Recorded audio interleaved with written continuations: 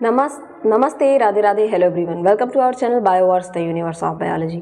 तो जैसा कि आप सबको पता है कि हम आपके बीएससी 5th सेमेस्टर का बॉटनी का पेपर सेकंड पढ़ रहे थे, जिसमें हमने यूनिट सेकंड पूरी तरह से कवर कर लिया था। अब बारी है यूनिट थर्ड की, जिसमें हमारे जो टॉपिक का नाम है principle and techniques of genetic engineering. Genetic engineering क्या होता है, ठीक है, इसको जानेंगे। और उसमें कुछ प्रिंसिपल्स, कुछ टेक्निक्स यूज होते हैं, जैसे जेनेटिक इंजीनियरिंग पढ़ेंगे आप, ठीक है, और साउदर्न ब्लॉटिंग टेक्निक्स पढ़ेंगे, ठीक है, डीएनए फिंगरप्रिंटिंग पढ़ेंगे, बहुत सारे ऐसे टेक्निक्स आप पढ़ेंगे, ठीक है।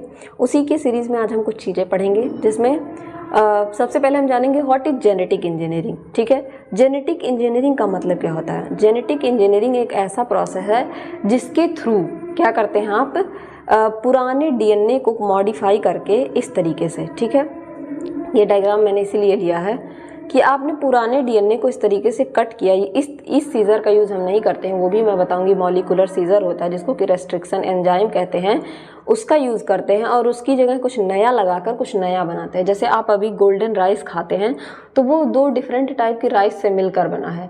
आप फ्लेवर सेवर टमाटो खाते हैं प्रेजेंट टाइम में, मैं आपके रियल लाइफ से कनेक्ट करके बताऊंगी तो आपको ज़्यादा समझ में आएगा। तो आप फ्लेवर सेवर टमाटो खाते हैं तो वो भी क्या है कि 2 डिफरेंट वैरायटी से मिलकर बनाया गया है और अच्छी क्वालिटी का बनाया गया है, उसको स्टोर करना अच्छा है, ठीक है।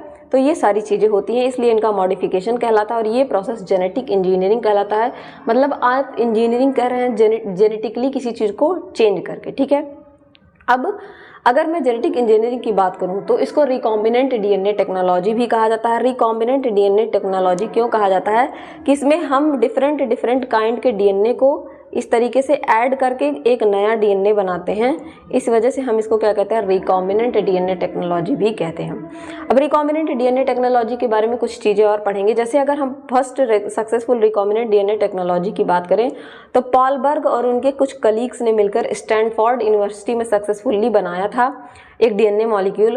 और ये डीएनए मॉलिक्यूल बनाया गया था 2 अलग अलग चीज़ों को कंबाइन करके। एक था SV40 वायरस आपका और दूसरा था बैक्टीरियल प्लाज्मिड, ठीक है।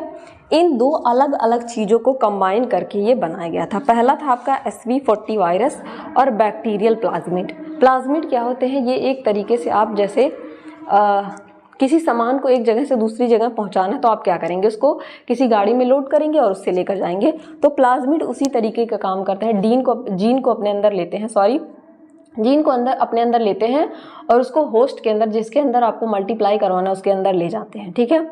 और ये पहला ऐसा डीएनए था जो बनाया गया था SV40 वायरस और बैक्टीरियल प्लाज्मिड को मिला के। तो आपको साइंटिस्ट का नाम और ये पता होना चाहिए, ठीक है। साइंटिस्ट जैसे कि हर्बर्ट बॉयर और स्टैनले कोहल, इन्होंने cloning recombinant DNA technology bacteria में डेवलप किया था और सक्सेसफुली ये जो है introduced a plasmid containing gene for antibiotic resistant in E coli. और सक्सेसफुली इन्होंने एक प्लाज्मिड कंटेनिंग जीन के बारे में बताया था जो कि एंटीबायोटिक रेजिस्टेंट था, मतलब एंटीबायोटिक का उस पर कोई असर नहीं पड़ता था, और वो था ई कोलाई। ई कोलाई एक बैक्टीरिया है, ठीक। इसके लिए बोयर और कोहन को, इनके काम के लिए बोयर और कोहन ने, आपने देखा, इनके काम के लिए नोबेल प्राइज़ भी दिया गया था 1980 में फिजियोलॉजी और मेडिसिन में, ठीक। तो होपफुली आपको रिकॉम्बिनेंट डीएनए टेक्नोलॉजी समझ में आ गया होगा कि क्या होता है, क्या चीज़ें इसमें होती हैं। अब हम इसका टेक्निक पढ़ेंगे कि कैसे काम करता है। तो रिकॉम्बिनेंट डीएनए टेक्नोलॉजी क्या है? It is a form of artificial DNA that is created by combining genetic material from 2 or different sources. This technology allows scientists to manipulate genes or create organisms with specific trait or character. अब यहाँ पे ये बात बोली जा रही है कि ये एक ऐसी टेक्निक है रिकॉम्बिनेंट डीएनए। जो रिकॉम्बिनेंट डीएनए है वो क्या है? ये एक ऐसा चीज़ है कि जो जेनेटिक 2 डिफरेंट क्रिएट किया जाता है, 2 डिफरेंट जेनेटिक मटेरियल को क्या करके अटैच करके क्रिएट किया जाता है। और इसका पर्पज क्या होता है कि इससे नए तरीके के स्ट्रक्चर को, जीन को बनाना, ठीक है। तो अगर मैं बात करूं, ये रहा आपका स्ट्रक्चर डायग्राम, इससे आपको समझ में आएगा कि एक डोनर है, ठीक है, डोनर है जो सेल को दे रहा है, उसके अंदर से हमने डीएनए ले लिया, ये रहा उसका डीएनए, इस डीएनए को ले लिया। अब इस डीएनए को हमने रेस्ट्रिक्शन एंजाइम, जिसको कि मॉलिक्यूलर सीजर कहते हैं, आप इसको मॉलिक्यूलर में पढ़ रहे हैं तो इसको मॉलिक्यूलर सीजर कहते हैं, ठीक है, मॉलिक्यूलर सीजर कहते हैं। मॉलिकुलर सीजर, यानी कि हमारे मॉलिकुलर बायोलॉजी का सीजर, कैंची काटने का काम करता है। इस रेस्ट्रिक्शन एंजाइम की मदद से हम इसको क्या करेंगे, कट कर लेंगे। और एक बैक्टीरिया लेंगे, बैक्टीरिया में एक्स्ट्रा क्रोमोसोमल मटेरियल, ये बैक्टीरिया का क्रोमोसोम है, उसके अलावा एक मटेरियल पाया जाता है जिसको एक्स्ट्रा क्रोमोसोमल मटेरियल कहते हैं, जो कि सर्कुलर फॉर्म में पाया जाता है, जिसको हम प्लाज्मिड कहते हैं। और ये होता है आपका वेक्टर डीएनए, ऐसा डीएनए जिसके अंदर कैपेसिटी है किसी सामान को ढो के ले जाने के लिए। अब इन दोनों को हम क्या करेंगे, पहले अपना वाला डीएनए लिया हमने जिसकी हमको ज़रूरत है, उसको कट कर लिया। अब सामान तो हमें मिल गया, अब इसको एक जगह से दूसरी जगह पहुंचाना है, तो उसके लिए हम व्हीकल का यूज़ करेंगे, गाड़ी का यूज़ करेंगे। और वो गाड़ी का काम करता है प्लाज्मिड, जो कि बैक्टीरियल सेल में पाया जाता है। कई तरीके के वेक्टर होता है, अभी आप आगे पढ़ेंगे, प्लाज्मिड, कॉस्मिड, फाज्मिड, वो भी मैं पढ़ाऊंगी आपको, ठीक है। रेस्ट्रिक्शन एंजाइम भी पढ़ाऊंगी आपको, ठीक। तो हमने डीएनए ले लिया, उसको हमने छोटे छोटे फ्रेगमेंट में कट कर लिया। इस छोटे फ्रेगमेंट को अब हम क्या करेंगे, इस व्हीकल के साथ अटैच कर देंगे, इस तरीके से लगा देंगे। अब इसको अटैच किससे किया जाता है, एक एंजाइम से जिसका नाम होता है लाइगेज। जैसे हम किसी चीज़ को चिपकाने के लिए ग्लू लेते हैं, उसी तरीके से मॉलिकुलर बायोलॉजी में किसी चीज़ को चिपकाने के लिए जो एंजाइम यूज़ किया जाता है वो होता है लाइगेज। यहाँ पे हर तरीके के रेस्ट्रिक्शन एंजाइम कट करने के लिए, लाइगेज जोड़ने के लिए।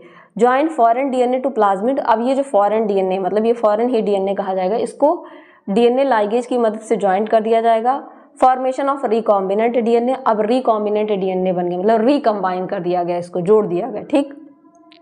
अब इस रिकॉम्बिनेंट डीएनए को host bacteria with recombinant DNA इसको डाला जाएगा। क्लोन्स ऑफ आर डीएनए, अब यहाँ पे इसकी कॉपी बनेगी, क्लोन्स का मतलब कॉपी, कई सारी कॉपी बनेगी। Clones of engineered bacteria in a medium, ठीक है, रिकॉम्बिनेंट प्रोडक्ट, और डाउन स्ट्रीम प्रोसेसिंग की जाएगी, इसका सेपरेशन किया जाएगा, प्योरिफिकेशन किया जाएगा, सब कुछ करके इसको निकाल लिया जाएगा। जैसे प्रेजेंट टाइम में आपका इंसुलिन बनाया जा रहा है, वो इसी रिकॉम्बिनेंट डीएनए टेक्नोलॉजी की मदद से बनाया जा रहा है। फ्लेवर सेवर टोमेटो, ठीक है, कई सारी कॉपी बनाई जाएगी, उसको ले लिया जाएगा। तो होपफुली इसका प्रोसेस आपको समझ में आ गया होगा। और आपको यहाँ पे लिखा भी अभी वही मिलेगा कि process of creating R DNA, तो क्या करते हैं हम, आइसोलेशन करते हैं डीएनए का। हमने किसी सेल से डीएनए को अलग कर लिया, बाहर निकाल लिया, ठीक है। उस डीएनए को कटिंग करते हैं, डीएनए का रेस्ट्रिक्शन एंजाइम की मदद से उस डीएनए को हम कट करते हैं स्पेसिफिक सीक्वेंस पे। ऐसे ही चाहे जहाँ नहीं कट करते हैं, इस डीएनए में कई सारे सीक्वेंस होते हैं, आपको पता है, एडेनिन, गुआनिन, थायमिन, साइटोसिन से मिलकर बना होता है। एक स्पेसिफिक साइट पर कट करेंगे, और ये जो कटिंग साइट होता है वो बेसिकली स्टिकी एंड होता है। आगे अभी आप पढ़ेंगे, स्टिकी एंड मतलब ये कटिंग इस तरीके से हो, ठीक है। अगर डीएनए की कटिंग हो तो इस तरीके से स्टिकी हो, ताकि ये एक दूसरे से चिपक सकें ऐसे, ठीक है, स्टिकी एंड। अभी अब मैं आपको आगे बताऊंगी। और कटिंग करेंगे हम डीएनए फ्रेगमेंट का भी, और प्लाज्मिड के फ्रेगमेंट को भी कट कर लेंगे। अब उसको लाइगेट कर देंगे, इन दोनों को जोड़ेंगे और वेक्टर में इंसर्ट कर देंगे ऑफ एन अप, जो कि एक प्लाज्मिड हो सकता है डीएनए लाइगेज की वजह से। अब दोनों सील हो गया जब, ठीक है। अब इसका ट्रांसफॉर्मेशन करेंगे, अब रिकॉम्बिनेंट वेक्टर को इंट्रोड्यूस करेंगे होस्ट सेल में, जिसमें हमको इसको मल्टीप्लाई करना है, कई सारी कॉपी बनानी है। इस प्रोसेस को ट्रांसफॉर्मेशन कहेंगे, और ये होस्ट जो है एक्सप्रेस करेगा न्यू जीन को, ठीक। होपफुली ये प्रोसेस आपको समझ में आ गया होगा कि रिकॉम्बिनेंट डीएनए टेक्नोलॉजी में क्या क्या चीज़ें होती है, रिकॉम्बिनेंट डीएनए कैसे बनता है। बन गया आपका रिकॉम्बिनेंट डीएनए। ये एक और डायग्राम मैंने दिखाया है कि किस तरीके से ये प्रोसेस चलता है। ये रहा आपका remove plasmid DNA from bacteria, plasmid को हमने निकाल लिया। डिजायर्ड जीन, जिस जीन की हमको ज़रूरत थी हमने उसको निकाल लिया। दोनों को हमने रेस्ट्रिक्शन एंजाइम से कट कर लिया। अब इस कट किए हुए डीएनए को इसके अंदर हमने इंसर्ट कर दिया, रिकॉम्बिनेंट डीएनए मिल गया। अब इसको होस्ट सेल के अंदर डाल दिया। अब ये कई सारा मल्टीप्लाई करके कॉपी बना देगा, ठीक है। इंसुलिन बनाना क्यों इतना आसान हो गया? रिकॉम्बिनेंट डीएनए टेक्नोलॉजी की मदद से आप कई सारी पीसीआर, पॉलीमरेज चेन रिएक्शन आप पढ़ेंगे, वो एक मशीनरी होती है जिसके अंदर आपने एक कॉपी डाला, वो उसकी 100 कॉपी निकाल के आपको देगा। जैसे आप फोटो कॉपी निकालते हैं, एक की 100 फोटो कॉपी, उसी तरीके से इस प्रोसेस को एम्प्लीफिकेशन कहते हैं। ये भी आप आगे पढ़ेंगे, अभी इतना जान लीजिए, ठीक। आपको होपफुली ये चीज़ समझ में आ गई होगी। इसका एप्लीकेशन क्या है, क्यों हम रिकॉम्बिनेंट डीएनए बना रहे हैं, ठीक है। तो हम genetically engineered, genetically modified organism को बनाने के लिए फॉर एग्रीकल्चर, जैसे कि पेस्ट रेजिस्टेंट क्रॉप। अब आप सबको पता है कि पेस्ट जो होते हैं हमारे क्रॉप को कितना ज़्यादा नुकसान पहुंचाते हैं। कोई भी पेस्ट हो गया, जैसे गूंधी बग हो गया या ग्रास हॉपर हो गया, उसको रेजिस्टेंट मतलब वो पेस्ट अगर उस पर अटैक भी करे प्लांट पे, तो प्लांट को कोई असर ना हो, ऐसे प्लांट बनाने के लिए जेनेटिक इंजीनियरिंग का यूज किया जाता है। मेडिसिन में प्रोडक्शन में इंसुलिन के, ग्रोथ हार्मोन के प्रोडक्शन में, वैक्सीन, कई सारी वैक्सीन बनानी है तो एक वैक्सीन आप नहीं बना सकते ना, कितनी सारी वैक्सीन, जैसे कोरोना के टाइम पे इतनी सारी वैक्सीन बनानी थी, तो अगर जेनेटिक इंजीनियरिंग ना होता तो उतनी वैक्सीन नहीं बन पाती। फॉर एग्जाम्पल के लिए ह्यूमन इंसुलिन बैक्टीरिया जो है, production of human insulin in bacteria, bacteria में हम ह्यूमन इंसुलिन बना देते हैं खूब अच्छे से। जीन थेरेपी करने के लिए, मान लीजिए किसी को जेनेटिक डिजीज़ है तो उसको थेरेपी करके हम ठीक कर सकते हैं रिकॉम्बिनेंट डीएनए टेक्नोलॉजी की मदद से। बायोटेक्नोलॉजी में इंडस्ट्रियल प्रोसेस में rDNA is use produce enzyme, biofuel और अदर प्रोडक्ट बनाने के लिए इनका यूज़ किया जाता है। ठीक, अब एक टर्म आता है सी डीएनए और कॉम्प्लीमेंट्री डीएनए, तो इसको एक लाइन में समझिए। सी डीएनए और कॉम्प्लीमेंट्री डीएनए एक ऐसा डीएनए होता है जिसको बनाया जाता है मैसेंजर आरएनए से। एमआरएनए आप सबने पढ़ा होगा, आरएनए 3 टाइप का होता है, मैसेंजर आरएनए, राइबोसोमल आरएनए और ट्रांसफर आरएनए। तो मैसेंजर आरएनए जो होता है उसके जो है mRNA template through a process called reverse transcription, एक प्रोसेस होता है रिवर्स ट्रांसक्रिप्शन। ये रहा आपका एमआरएनए, इसका रिवर्स ट्रांसक्रिप्शन करा के इस तरीके से सी डीएनए बनाया जाता है। ठीक है, ये वाला ऊपर वाला कॉम्प्लीमेंट्री डीएनए बनाया जाता है। इसको क्या कहते हैं, सी डीएनए। कैसे बनाया जाता है, रिवर्स ट्रांसक्रिप्टेज की मदद से। ये भी आप पढ़ेंगे। रिवर्स ट्रांसक्रिप्शन क्या होता है, मतलब डीएनए से एमआरएनए से डीएनए बनाना, आरएनए से डीएनए बनाना। आप सबने सेंट्रल डोग्मा पढ़ा होगा, चलिए मैं बता देती हूँ कि डीएनए क्या होता है, डीएनए से आरएनए, आरएनए से प्रोटीन, ये कभी उल्टा नहीं होता है। ठीक, लेकिन अगर इस डीएनए से क्या हो रहा है, इस आरएनए से डीएनए बन रहा है, इस प्रोसेस को कहते हैं रिवर्स ट्रांसक्रिप्शन। तो यहाँ पे क्या हो रहा है, एमआरएनए से सी डीएनए बनाया जाता है जिसको कि कॉम्प्लीमेंट्री डीएनए कहते हैं। इसको हम ये किस प्रोसेस के थ्रू होता है, रिवर्स ट्रांसक्रिप्शन। ट्रांसक्रिप्शन का मतलब क्या होता है, डीएनए से आरएनए का बनना ट्रांसक्रिप्शन, और जो उसी प्रोसेस को उल्टा कर दिया जाए, मतलब आरएनए से डीएनए बने तो दैट इज रिवर्स ट्रांसक्रिप्शन, और इसकी मदद से कॉम्प्लीमेंट्री डीएनए बनाए जाते हैं। यूज क्या है इनका, जीन क्लोनिंग में। Complementary DNA cloned into plasmid, plasmid में कौन किया जाता है, फर्दर स्टडी के लिए, मैनिपुलेशन ऑफ स्पेसिफिक जीन के लिए। एक्सप्रेशन स्टडीज, इनकी एक्सप्रेशन स्टडीज की जाती है क्वालिटेटिवली, पीसीआर में यूज किया जाएंगे, आप पॉलीमरेज चेन रिएक्शन पढ़ेंगे। रिवर्स ट्रांसक्रिप्शन पीसीआर, आरटीपीसीआर जिसको कहते हैं, उनमें इनका यूज किया जाता है, आगे आप पढ़ेंगे। बेसिकली आप इसको जान लीजिए कि एमआरएनए से डीएनए का बनना रिवर्स ट्रांसक्रिप्टेज की मदद से क्या कहलाता है, क्या बनता है, कॉम्प्लीमेंट्री डीएनए बनता है। अब वेक्टर्स, अब आपने वेक्टर पढ़ा। वेक्टर क्या था, इस तरीके का व्हीकल था जिसमें क्या हो रहा था कि आप सामान कैरी करके ले जा रहे थे। ठीक है, तो वेक्टर्स क्या होते हैं, यूजुअली व्हीकल्स का काम करते हैं। व्हीकल्स मतलब ऐसे पहिए का काम करते हैं जिनके अंदर इस तरीके से डिज़ायर्ड जीन को इस तरीके से लोड कर दिया जाता है, और ये डिज़ायर्ड जीन फिर क्या बन जाता है, रिकॉम्बिनेंट बन जाता है, मतलब आधा इस तरीके से रहेगा और हाफ पार्ट ऐसा रहेगा। ठीक है, रिकॉम्बिनेंट जीन, और ये फिर ट्रांसफ़र किया जाता है किसी होस्ट में, जिसके अंदर ये जाके खूब सारा मल्टीप्लाई करेगा और बहुत सारी कॉपीज़ बन जाएंगी। अब ये जो वेक्टर्स होते हैं ना, कई तरीके के हो सकते हैं। एक तो आपने पढ़ा प्लाज्मिड के बारे में। ठीक है, पहला आपने पढ़ा प्लाज्मिड वेक्टर के बारे में। तो प्लाज्मिड वेक्टर बेसिकली आपने बैक्टीरिया में देखा, बैक्टीरिया का क्रोमोसोम, इस बैक्टीरिया के क्रोमोसोम के अलावा एक राउंड स्ट्रक्चर पाया जाता है जिसको कि प्लाज्मिड कहते हैं। उसी तरीके से बैक्टीरियोफॉज, ठीक है, फेजमिड, कॉस्मिड, बैक, यैक, ठीक है, ये सब क्या करते हैं, एज अ प्लाज्मिड वर्क करते हैं। इनमें से कुछ को हम देखेंगे, प्लाज्मिड क्या होते हैं, उनके क्या कैरेक्टर हैं, और यहाँ से क्वेश्चन भी पूछे जाते हैं इस तरीके से। अगर मैं प्लाज्मिड वेक्टर की बात करूँ तो प्लाज्मिड वेक्टर कुछ इस तरीके का दिखता है। ठीक है, ये सर्कुलर स्ट्रक्चर है प्लाज्मिड का। इस सर्कुलर स्ट्रक्चर में कुछ चीज़ें पाई जाती हैं। ठीक है, जैसे यहाँ पे ORI, ओरिजिन ऑफ रेप्लिकेशन, यही रीजन है जहाँ पे ओरिजिन ऑफ रेप्लिकेशन होता है। रेप्लिकेशन का प्रोसेस आपने पढ़ा है, डीएनए से डीएनए का बनना रेप्लिकेशन कहलाता है। ठीक है, इस तरीके का वेक्टर होता है, यहीं पे रेप्लिकेशन होता है, इस तरीके से बीच में इंसर्ट कर दिया जाता है डिजायर्ड जीन को। बेसिकली आप यही जानिए। ठीक है, अगर मैं बात करूँ प्लाज्मिड वेक्टर की, तो प्लाज्मिड वेक्टर आपने देखा सर्कुलर डीएनए है। ठीक है, इस तरीके से, और ये क्या है, फर्स्ट वेक्टर है जो कि जीन क्लोनिंग के लिए यूज़ किया था। क्लोन करने का मतलब क्या होता है, जीन की कॉपी बनाने के लिए। ठीक है, ये ऐसे वेक्टर थे कि पहली बार ये एज अ व्हीकल यूज़ किए गए थे। ये बैक्टीरिया में, यूकैरियोट और आर्किया में पाए जाते हैं। यहाँ से भी क्वेश्चन पूछ लेता है।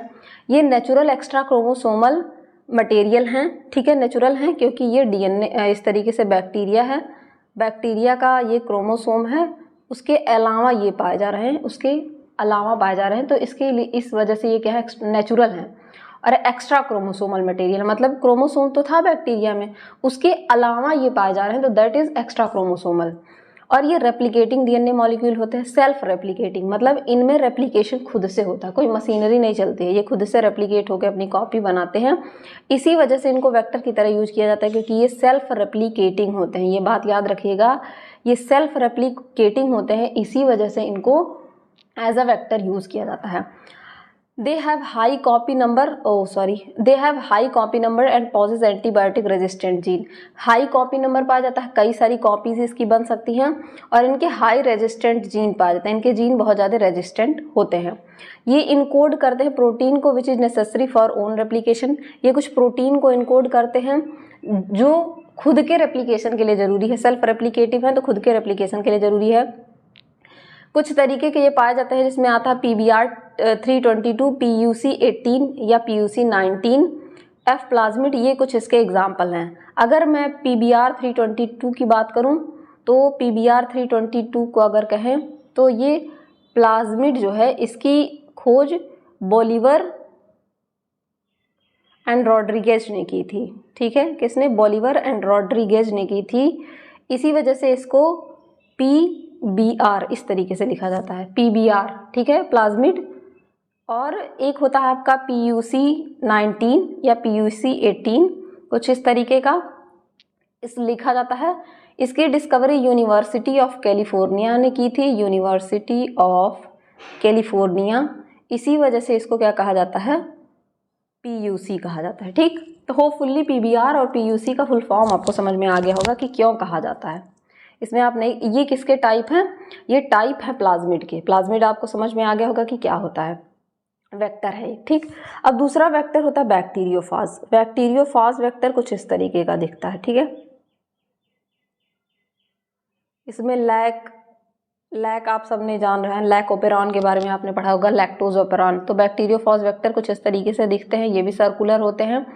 इनके कैरेक्टर की बात की जाए तो दे आर मोर एफिशिएंट, ये प्लाज्मिड की तुलना में बहुत ज़्यादा एफिशिएंट होते हैं लार्ज डीएनए इंसर्ट करने के लिए, ठीक है। अब डीएनए का फ्रेगमेंट किया गया, कोई बड़ा है, कोई छोटा है, कोई बड़ा है, ठीक है। तो जो लार्ज डीएनए मॉलिक्यूल होते हैं बैक्टीरियोफाज अपने अंदर उनको इंसर्ट करते हैं, ठीक है, लार्ज डीएनए के लिए। और ये जो होते हैं फाज लैम्डा और M13 phage are commonly used in bacteriophage cloning. Bacteriophage की दो वैरायटी है, एक है फेज लैम्डा और दूसरा है M13 फेज। ये दो वैरायटीज, जैसे इसकी PBR 322, PUC 18F plasmid use किए जाते हैं आपके प्लाज्मिड के, उसी तरीके से इसके फाज लैम्डा और M13 वेक्टर यूज किए जाते हैं। ये 53 kb DNA can be packaged in bacteriophage, मतलब 53 kb का DNA इसके अंदर पैक किया जा सकता है, ठीक है। Screening of phage plaques is much easier than the screening of recombinant bacteria colonies, ठीक है। बैक्टीरियल कॉलोनी के कंपैरिजन में इसका जो स्क्रीनिंग है फेज का वो बहुत ज़्यादा क्या होता है, ईजी होता है, ठीक। टाइप्स ऑफ वेक्टर मैंने आपको दिखाया, प्लाज्मिड आपने देख लिया, बैक्टीरियोफाज आपने देख लिया, दैट इज कॉज्मिड। कॉज्मिड वेक्टर क्या होता है, कॉज साइड इसमें पाता है, ये प्लाज्मिड और कॉज से मिलकर बना होता है, अभी आप समझेंगे। एम्पीसेलिन रेजिस्टेंट एरिया पाया जाता है, पॉलीलिंकर्स पाए जाते हैं, कॉज साइड्स पाए जाते हैं इनमें, ठीक है। कॉज्मिड वेक्टर क्या होते हैं, ये किससे मिलकर बने होते हैं, कॉज प्लाज्मिड और बैक्टीरियोफाज से मिलकर बने होते हैं, इसी वजह से इनको कॉज्मिड कहा जाता है, ठीक। ये लार्जर डीएनए कैरी करते हैं अप टू 45 kb। ये बोथ प्लाज्मिड रेप्लिकेशन और बैक्टीरियोफाज की पैकिंग सिग्नलिंग दोनों का कैरेक्टर रखते हैं। जीनोमिक लाइब्रेरी बनाने में और क्लोनिंग लार्ज जीन को क्लोन करने के लिए इनका यूज़ किया जाता है। वहीं अगर आर्टिफिशियल क्रोमोसोम की बात करें तो कुछ आर्टिफिशियल क्रोमोसोम में भी होते हैं, जैसे कि vectors resembles natural chromosome and can accommodate very large DNA inserts. ये होते तो किसकी तरह हैं, नेचुरल वेक्टर की तरह, लेकिन इनके अंदर आप लार्ज डीएनए को इंसर्ट कर सकते हैं इस तरीके से, ठीक। दो तरीके के होते हैं, पहला होता है आपका बैक्टीरियल आर्टिफिशियल क्रोमोसोम, दूसरा होता है यैक ईस्ट आर्टिफिशियल क्रोमोसोम। ठीक है, बैक्टीरियल आर्टिफिशियल क्रोमोसोम की बात करें तो ये 300 kb का डीएनए इंसर्ट कर सकता है। यैक की बात करें तो ये 1 MB का। Employed in genome mapping and sequencing, ये इसका फंक्शन क्या होता है कि ये जीनोम की आप मैपिंग आगे पढ़ेंगे और उसकी सीक्वेंसिंग करने में। ठीक है, सीक्वेंसिंग आप पढ़ेंगे आगे, कई सारे साइंटिस्ट ने सीक्वेंसिंग मॉडल दिया है, उसको पढ़ेंगे सीक्वेंस करने में कि किस तरीके से डीएनए का सीक्वेंस है, और जीनोम की मैपिंग करने में इसका यूज़ किया जाता है। ठीक है, इसी तरीके से एक और वेक्टर होता है प्लाज्मिड, आप कह सकते हैं। ठीक है, प्लाज्मिड भी ऐसे ही प्लाज्मिड और बैक्टीरियोफाज से मिलकर बना होता है। ठीक है, कैरेक्टरिस्टिक क्या होता है इनका, ठीक है, क्यों हम इसको यूज़ करते हैं, इसका कैरेक्टरिस्टिक क्या है उसको जान लीजिए। इफेक्टिव वेक्टर का तो ये क्या होता है, रेप्लिकेशन ओरिजिन होता है इनके पास। मैंने जैसा कि आपको दिखाया कि ओरिजिन ऑफ ओराई साइट जिसको कहते हैं, यहाँ पे आपको दिख रहा था, इनके पास ओराई साइट होता है that can replicate with in host. तो ये अपना खुद का रेप्लिकेशन होस्ट के अंदर आपने डालना, कई सारी कॉपी ये बना ले रहे हैं, इसी को कहते हैं सेल्फ रेप्लिकेशन। तो खुद का ये रेप्लिकेशन कर लेते हैं। ठीक, allow for identification and selection of successfully transform cell, identification और सक्सेसफुल ट्रांसफॉर्मेशन सेल का ये करते हैं। यूनिक रेस्ट्रिक्शन साइट पाई जाती है डीएनए इंसर्ट करने के लिए। Drive the expression of DNA inserted DNA के एक्सप्रेशन को ये काम करते हैं। एप्लीकेशन क्या है, जीन क्लोनिंग में यूज़ किया जाता है इनको। ठीक है, डीएनए सेल की कई सारी कॉपी बनाने के लिए, क्लोन का मतलब एक कॉपी से कई सारी कॉपी बनाने के लिए इसका यूज़ किया जाता है, इसको कहते हैं डीएनए क्लोनिंग। प्रोटीन के एक्सप्रेशन में producing protein in host cell for research और थेराप्यूटिक यूज़, मतलब किसी भी रिसर्च के लिए और थेरापेटिक यूज़ के लिए। ठीक है, चिकित्सा मतलब हेल्थ के यूज़ के लिए प्रोटीन का एक्सप्रेशन किया जाता है। ठीक, एंजाइम्स, क्या क्या एंजाइम्स यूज होते हैं। अब इसमें कई सारे एंजाइम होते हैं, जैसे आपने पहला ही एंजाइम पढ़ा था रेस्ट्रिक्शन क्या कर रहा था, ये डीएनए फ्रेगमेंट था, मॉलिक्यूलर सीजर कह रहे थे, ये इसको इस तरीके से काट कर दे रहा था। फिर दूसरा आपने पढ़ा था लाइगेज क्या कर रहा था, इसको जोड़ने का काम कर रहा था। ठीक है, इसी तरीके से और कुछ एंजाइम पाए जाते हैं, आप आगे पढ़ेंगे। पहले ही बात करें हम रेस्ट्रिक्शन एंजाइम की, तो रेस्ट्रिक्शन एंजाइम की अगर हम बात करें तो फंडामेंटल टूल है जेनेटिक इंजीनियरिंग का। ये जो एंजाइम्स हैं, इन कट करने में, मॉडिफाई करने में, लाइगेट करने में, रेप्लिकेट करने में डीएनए को हेल्प करते हैं, इनका काम बताया गया है। जिसमें से पहला है रेस्ट्रिक्शन एंडोन्यूक्लिएज। अगर रेस्ट्रिक्शन एंडोन्यूक्लिएज की बात की जाए तो ये ऐसा डीएनए है जो एक स्पेसिफिक साइट पे कट करता है और दो तरीके के इंड प्रोड्यूस करता है। ठीक है, इस इंड को कहते हैं sticky end staggered end. Sticky end वो इंड होता है जब डीएनए की कटिंग इस तरीके से हो ताकि ये आसानी से चिपक जाए एक दूसरे से, और ब्लंट इंड का मतलब होता है जब डीएनए की कटिंग ऐसे हो तो इनको चिपकने में दिक्कत होगी। तो मोस्टली जो कटिंग होती है वो स्टिकी एंड की जाती है। ठीक है, दो तरीके के होते हैं।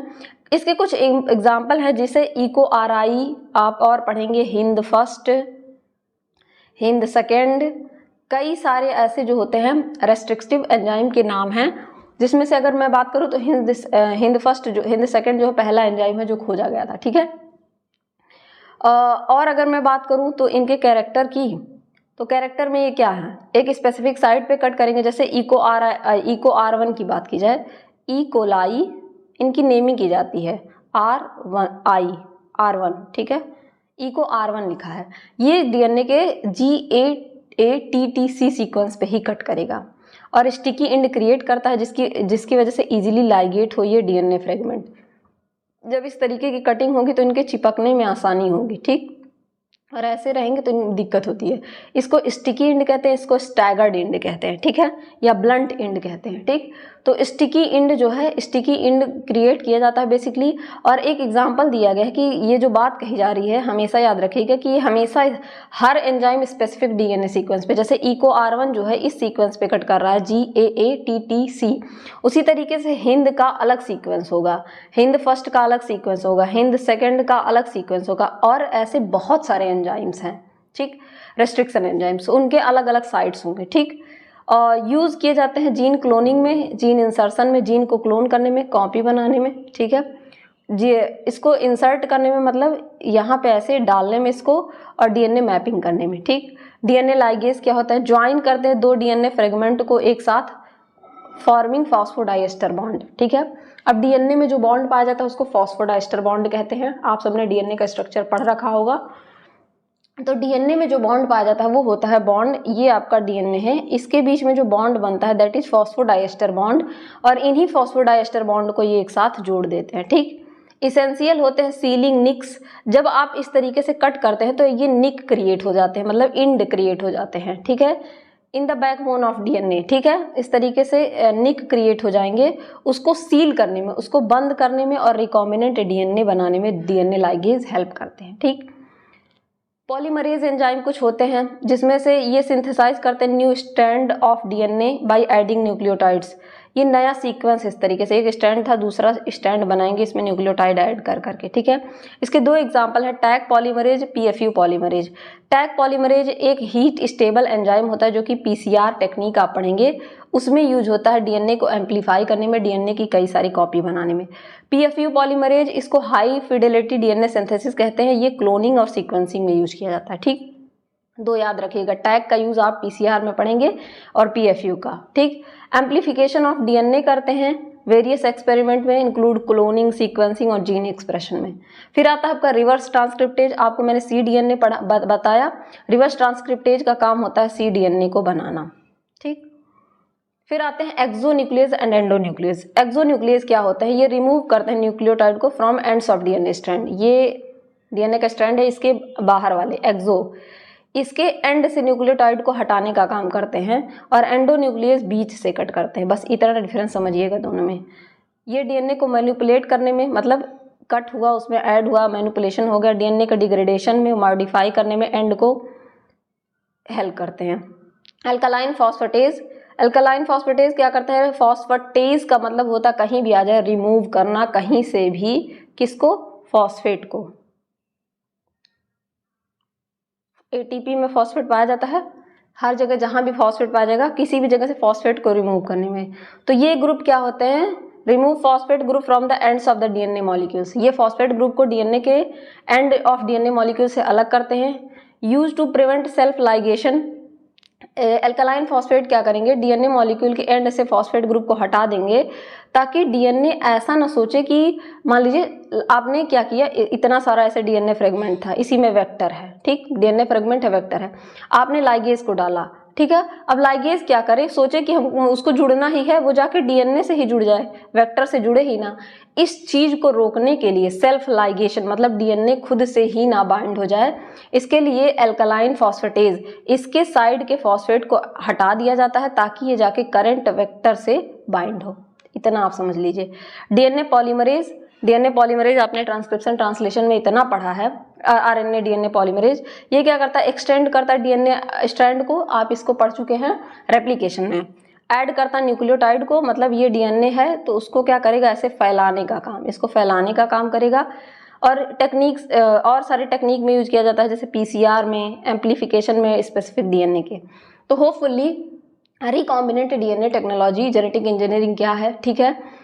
इसमें कौन कौन से एंजाइम्स यूज होते हैं, polymerase enzyme, reverse transcriptase enzyme, DNA ligase, restriction enzyme, ठीक। और फिर वेक्टर्स कौन कौन से यूज होते हैं, और इसमें कौन कौन से एंजाइम्स लगते हैं, वेक्टर्स कौन कौन से लगते हैं, cDNA क्या होता है, rDNA क्या होता है। होपफुली ये सारी चीज़ें आपको समझ में आ गई होंगी। तब तक के लिए पढ़ते रहिए थैंक यू एवरीवन।